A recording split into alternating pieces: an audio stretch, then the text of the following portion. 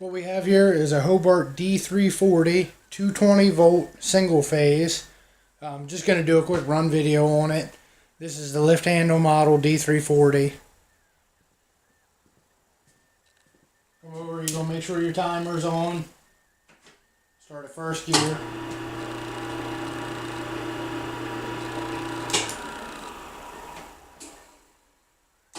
Second gear.